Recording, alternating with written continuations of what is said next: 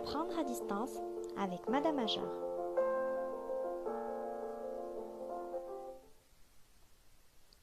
Rebonjour. Alors la dernière fois, je vous avais demandé d'écrire le varan ainsi que le chacal. Vous vous rappelez? Très bien. Maintenant, nous allons lire et expliquer les deux textes. Le varan.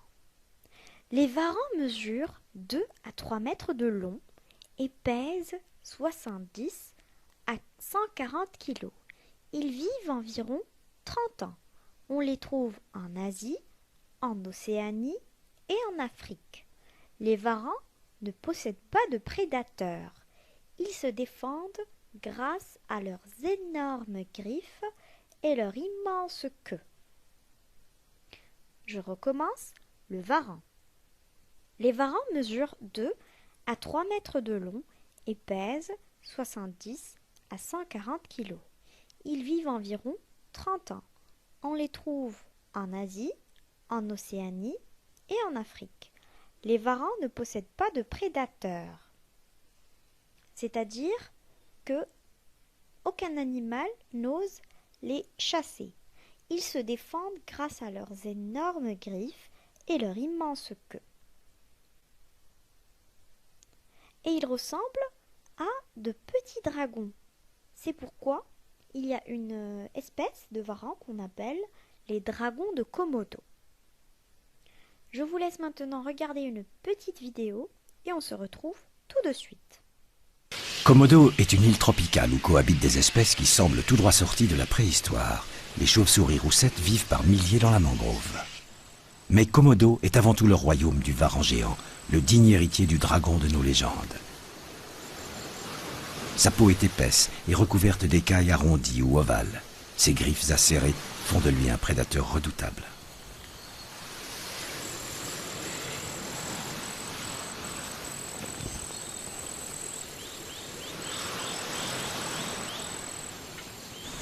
L'existence des varans géants ne fut découverte qu'au début des années 1900, suite au crash d'un avion hollandais à proximité de l'île.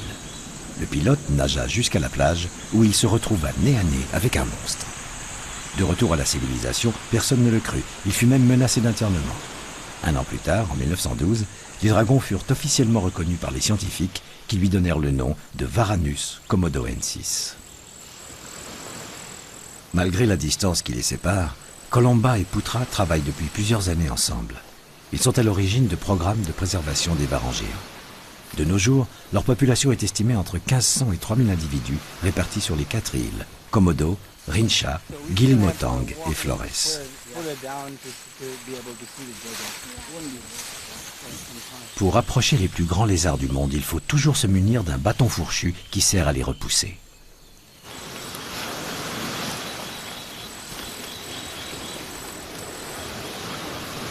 En règle générale, les dragons n'attaquent que pour manger. S'ils peuvent être dangereux pour l'homme, les accidents restent très rares et souvent liés à l'imprudence. On trouve aussi des varans en Afrique et en Australie, mais ceux qui vivent à Komodo sont les plus primitifs. Ce sont les derniers descendants des dinosaures carnivores qui peuplaient l'Asie tropicale.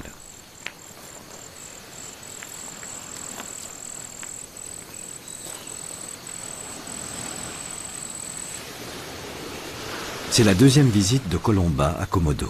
Mais ça reste pour elle une expérience passionnante de pouvoir observer les varans dans leur milieu naturel. Cela lui permet d'avoir une meilleure analyse de leurs besoins et ainsi d'améliorer leur milieu captif.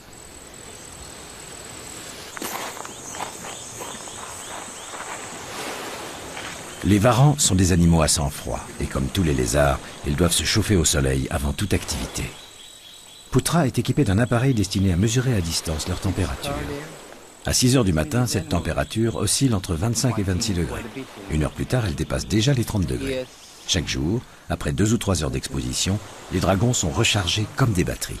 Ils sont maintenant capables de partir à la recherche de leur proie.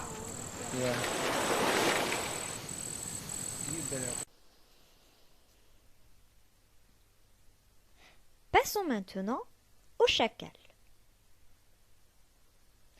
Les chacals vivent en famille. Chaque famille contrôle un territoire. Ils chassent soit seuls, soit en couple. Ils se nourrissent principalement de charognes et de fruits et chassent de petites proies, petits mammifères, insectes, grenouilles, lézards et oiseaux. On les trouve en Afrique, notamment en Afrique du Nord et en Asie. Je répète, le chacal. Les chacals vivent en famille. Chaque famille contrôle un territoire. Ils chassent soit seuls, soit en couple. Ils se nourrissent principalement de charognes. La charogne, ce sont les animaux morts, et de fruits, et chassent de petites proies, petits mammifères, comme les rongeurs, insectes, grenouilles, lézards et oiseaux. On les trouve en Afrique, notamment en Afrique du Nord, c'est-à-dire au Maroc, en Algérie, en Tunisie, etc., et en Asie. Bien. Voici quelques images de chacals.